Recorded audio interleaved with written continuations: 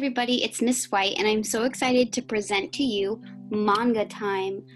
A lot of you have expressed interest in manga with different anime shows that you are watching, and I wanted to present to you the history behind manga and a little bit more about how to draw different styles. Today we're going to have a focus on faces, but since it is our first time talking about manga, it is important to remember that manga is a Japanese art form and it means all comics.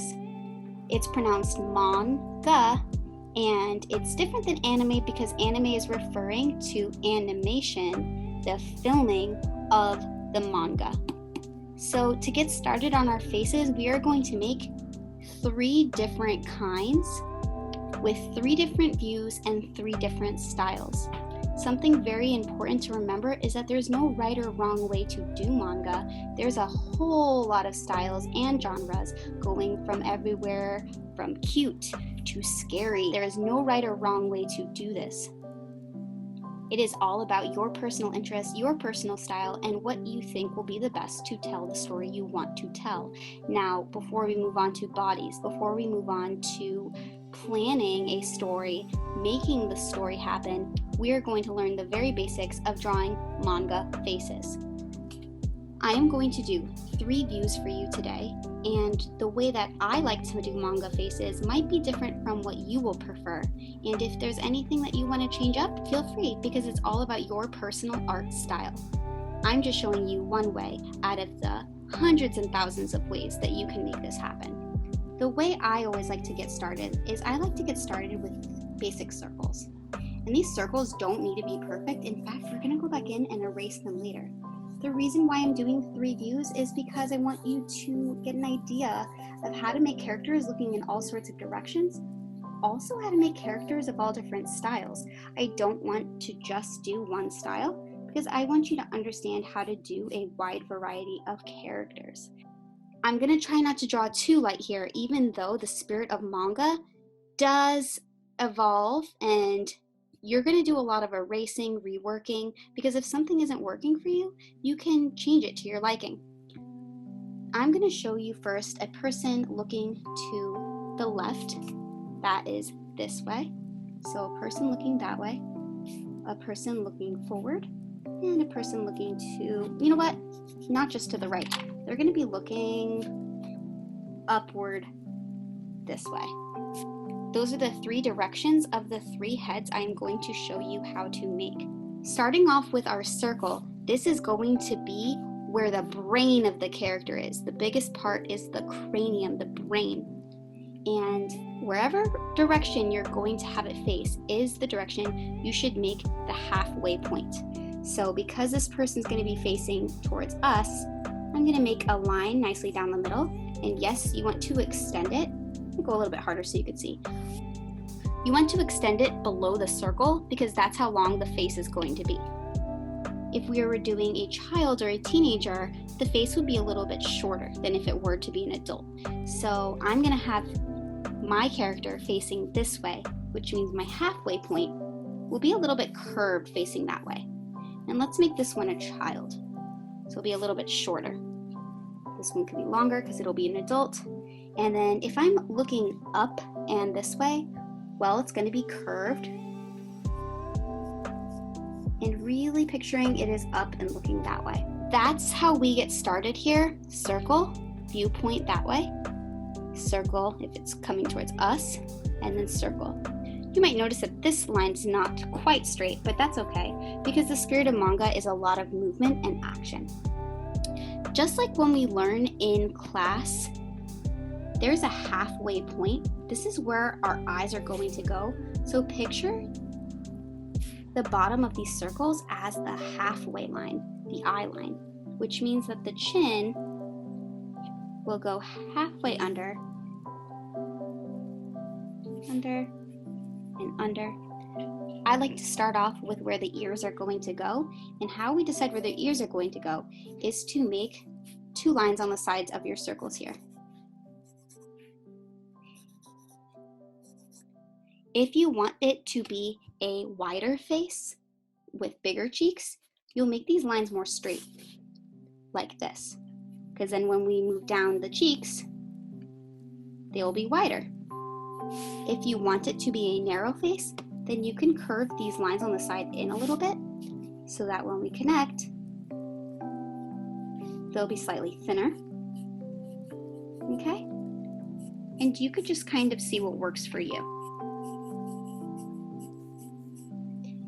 So, after I am done adding where my ears would go, I'm going to put them in now. Before I do that, halfway between the eye line and the chin line should be the nose line. So I'm going to quickly block that in. Block it in. Block it in. And make sure if you curved some of the lines going upward, all of the lines should be curved. So I can make that a little bit more curved. And at any point, you can take an eraser and you can surely go ahead and curve it up more. You could even extend it off the face for now and go ahead and erase later if that helps. In between eye lines and nose lines, you can add your ear. It doesn't need to be anything too big, too serious. Just want to add them in. And because manga plays with the imagination so much, you don't even need to make your manga characters people. Maybe they're more elf-like. Maybe they're aliens. Maybe they're part human, part animal. It's your world and could be anything you want. So a very popular way to make manga is with the big eyes and the small nose, but that is not the only way to do manga. There are lots of different ways that artists can decide to do their people. If you want a really big eye effect, it is okay to make your guidelines a little bit more far apart. If you want it to look more realistic, then you're going to stick to a smaller shape. I want my eyes to be somewhere in the middle. It can be a little bit bigger than normal, but I don't want to make it too big. So I like to make a line where the top of my eyes are going to go and the bottom. Where the top are going to go and the bottom. Now, when we're drawing people realistically, we do want to keep 1, 2, 3, 4, 5 eyes across and have the size of one eye in between. But because these aren't super realistic, you can put your eyes however you want and you can draw them however you want. Keep in mind a character that's looking up should have eye lines that are also looking up. After you're done marking out where the top and bottom of your eyes are going to be, you want to add those pupils. My person's pupils are looking that way, which means I'm going to block in those circles. Pupils are the circle part of your eye. I'm going to put them looking that way. If they're looking front, I'll put those circles looking forward towards us. If they're looking up, I'm going to make those circles looking up. And remember, you can make your eyes smaller, you can make them different, you can make them higher up if you want them to look more surprised. A general trick is if you want a character to look younger, you can put their eyebrows going up. If you want a character to look older, you can put their eyebrows going down. Or you could just do them as you would like. After I'm done marking where the pupils are going to go, I like to do the iris, which is the colored part, by just outlining the pupil with another circle.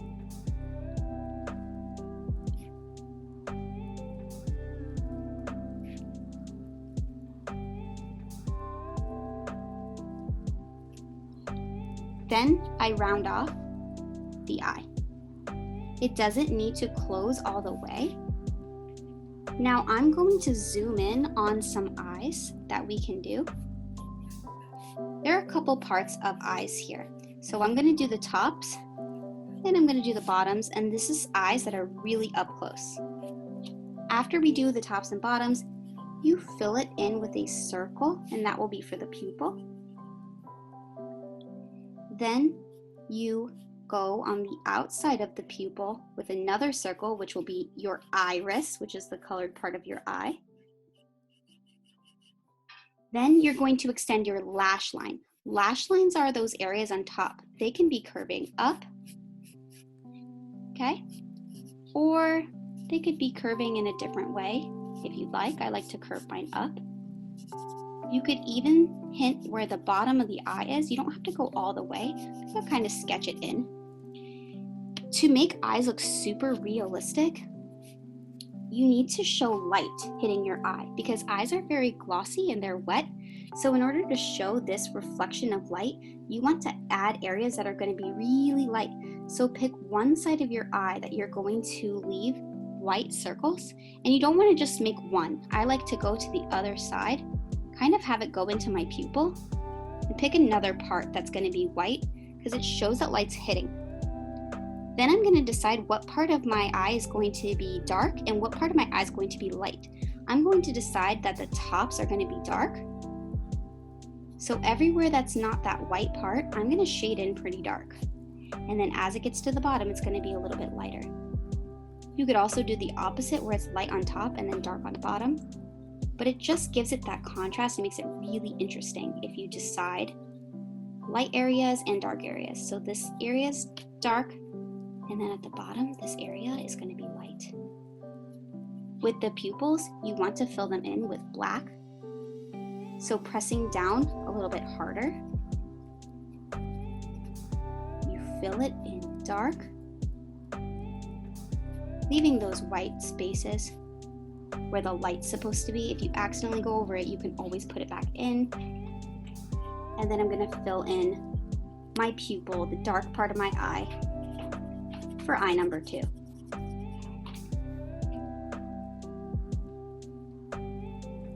When I am all done with that, I can fill in my lash line. That's where your eyelashes are.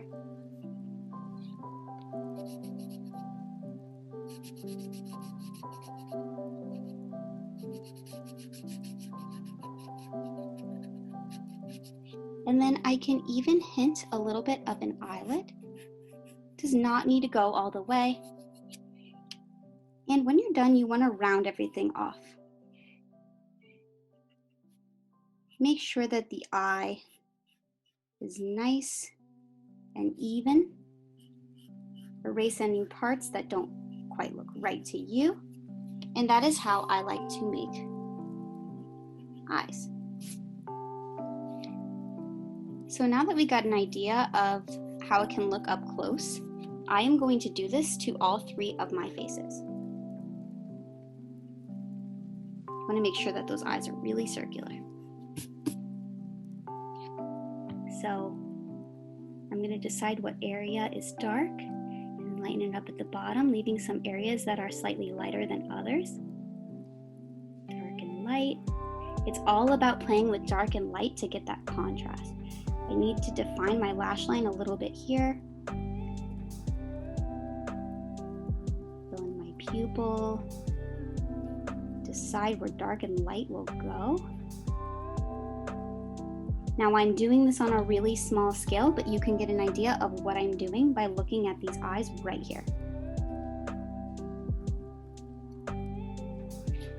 I'm doing this quickly, but feel free to rework these drawings as much as you would like.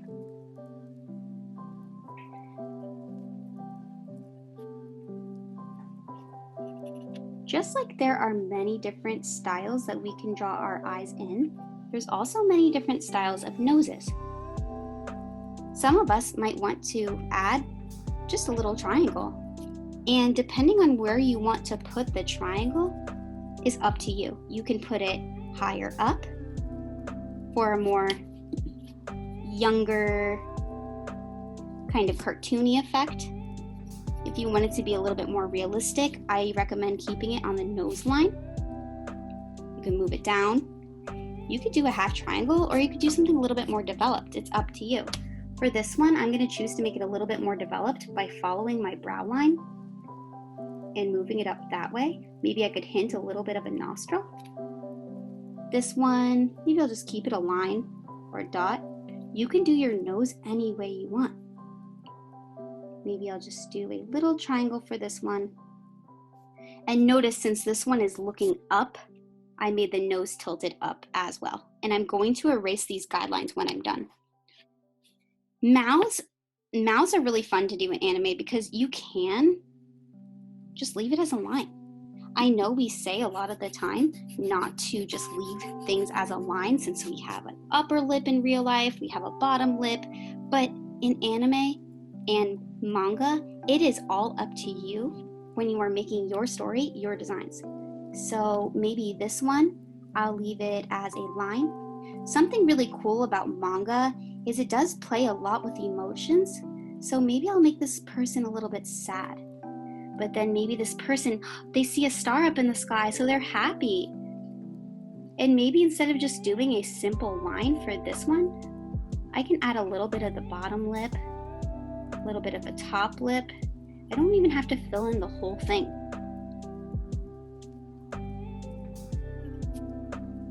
Maybe for this one, I can do something different, and this person is surprised, so maybe I'll just do a circle. Oh, I'm so surprised. So as you notice, I only added one ear for this one because the person's face is mostly going that way. So we don't see the other side, we don't see the ear. So trying to round off my face a little bit here, the cheek pops out slightly, and you want to round off this chin. Try not to make the chins too pointy while making your character. So you want to think about how you're going to round it off. I'm very carefully outlining the outside to finalize our faces here and show you where I can erase the guidelines. I'm not so much focused on symmetry as I am about just expressing myself and having fun. You can make a cheek pop out more, wrap it around, and I'm going to add some necks. You don't want to make your necks too thin, but you don't want to make them too thick. So play with it a little bit to see what style works best for you.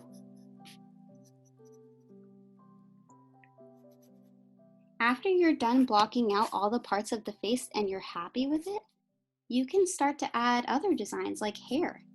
Maybe you want the haircut to be playful and have character. Maybe they have spiky hair, like in Dragon Ball Z. Think about where their hairline is and what it looks like. Maybe they have a special hair color, hair design that's special to their character. Maybe they have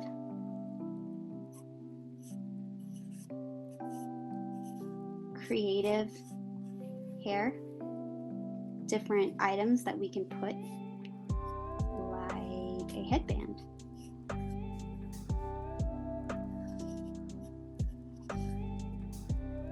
Think about other items we can add to our characters. Maybe a headband and a hair clip. And maybe this one just doesn't have hair, and that's okay too.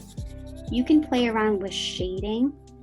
Think about where the light would be blocked. Think about where the light is hitting, because all those things that we can add would make our characters look even more realistic and fun. When you are all happy with your character, you can erase the line in the middle, erase these guidelines for a cleaner effect.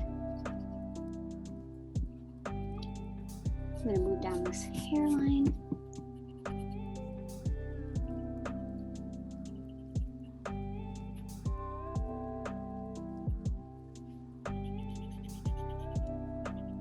The possibilities are endless.